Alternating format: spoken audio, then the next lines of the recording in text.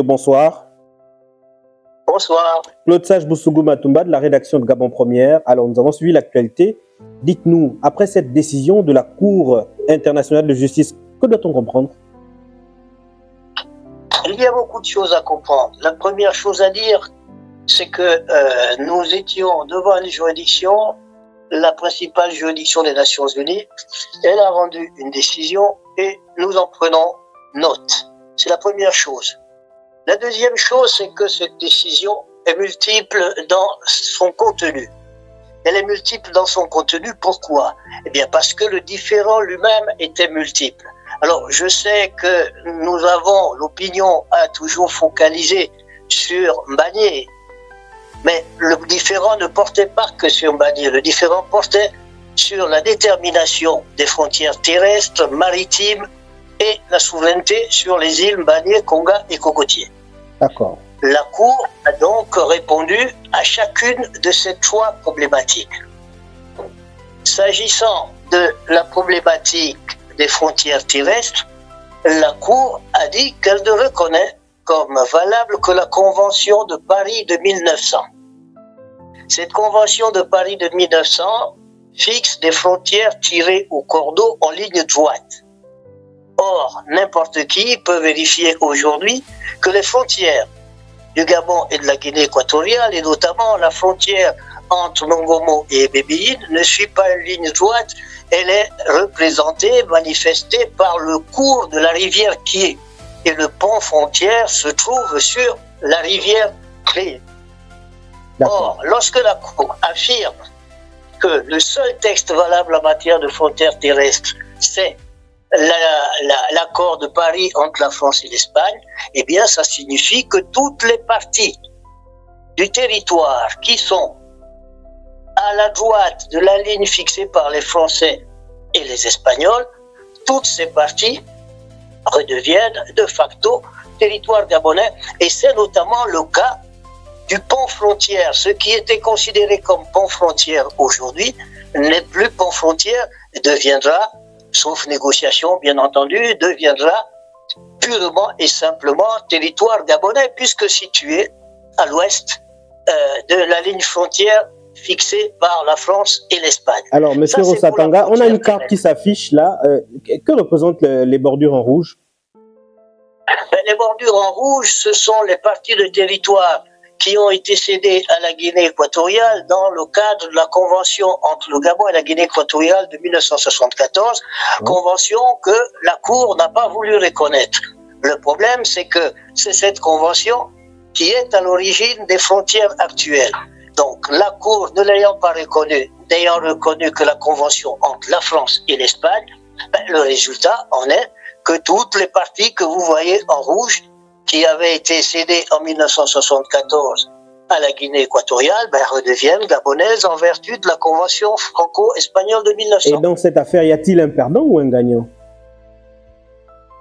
Il y a toujours un perdant, mais dans une décision de ce type, il est évident que nous avons perdu sur la souveraineté sur Mbagnié, mais nous gagnons évidemment sur la frontière terrestre. Et sur la frontière maritime, personne ne gagne, puisque la Cour estime qu'il n'y a aucune frontière maritime entre les deux pays et que les deux pays doivent s'asseoir pour la négocier et la fixer. Monsieur Guy Rosatanga Rignon, merci. Mesdames et messieurs, bonsoir. Scandale au sommet de l'État. Scandale au sommet de l'État. Oh Seigneur Jésus. Maman, Seigneur Jésus. Seigneur Jésus, on a vendu l'île, on a perdu l'île Mbagnié et les autres îles, on les a perdues. Est-ce que ça ne vous parle pas? Le Gabon est déjà... Je me suis réveillée une nuit, j'avais fait un rêve où je voyais comme ça que le Gabon était vendu. Oh Seigneur. Oh Seigneur. Oh Seigneur. Seigneur, tu es là. Oh Seigneur. Oh Seigneur. J'aime pas les mots. Oh Seigneur. Seigneur Jésus, Nyambifou.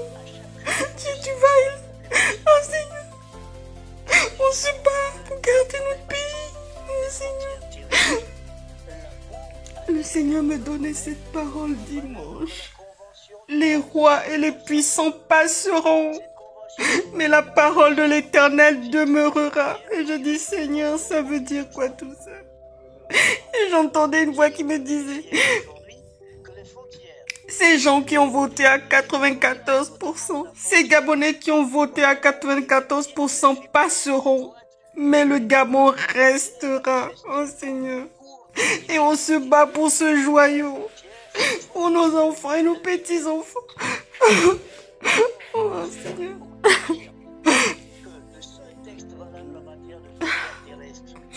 On se bat pour regarder le Gabon.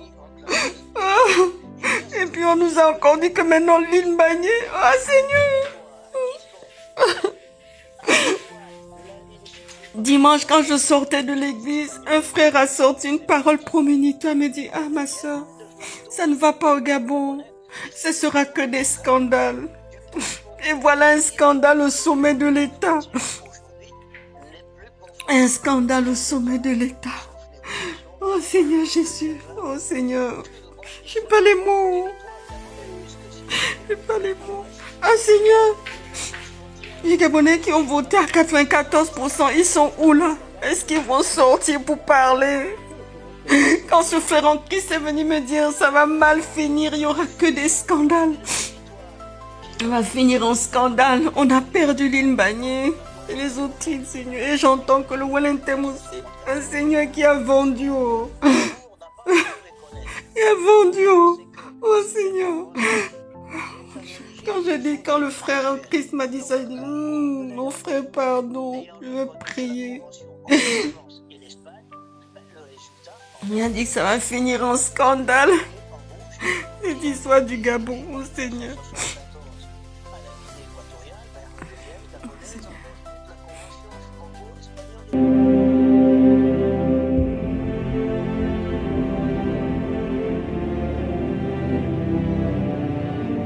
Depuis plusieurs décennies, le Gabon et la Guinée équatoriale se livrent à un bras de fer concernant la souveraineté des îles Mbagné, Konga et Cocotier, situées à une dizaine de kilomètres des côtes de la province de l'Estuaire. Ces îles inhabitées, à l'exception d'un détachement des gendarmes gabonais stationnés depuis 1972, font l'objet d'un différend territorial devant la Cour internationale de justice. L'origine de ce contentieux remonte à l'époque coloniale, avec la signature d'un traité en 1900 entre la France et l'Espagne. Un traité qui visait à définir la frontière entre leurs territoires respectifs. Mais les ambiguïtés laissées par ce texte se sont amplifiées avec l'indépendance du Gabon et de la Guinée équatoriale. Dès les années 1970, Malabo a relancé les revendications sur ces îles stratégiques. Au-delà des questions territoriales, les îles Mbagné, Konga et Cocotier revêtent une importance stratégique pour les deux pays. Les eaux environnantes seraient riches en hydrocarbures. Les permis d'exploitation pétrolière délivrés par le Gabon et la Guinée équatoriale sur des zones maritimes voisines témoignent de cet enjeu majeur. En 2016, le Gabon et la Guinée équatoriale ont décidé de porter ce différend devant la Cour internationale de justice, dans l'espoir de résoudre pacifiquement cette querelle vieille de plusieurs décennies. Le président de la République, Brice Clotaire Oligui Nguema, avait d'ailleurs nommé une équipe juridique, composée notamment de Régis Onangandiaï, Pierre-Marie Ngunju, Guy Rosatanga Rinold, Serge Mikoto et Marie-Madeleine Bourontsou, pour défendre les intérêts territoriaux du Gabon. L'un des principaux arguments du Gabon repose sur la Convention de Bata, un traité signé en 1974 par Francisco Martias Nguema et Omar Bongo Ondimba.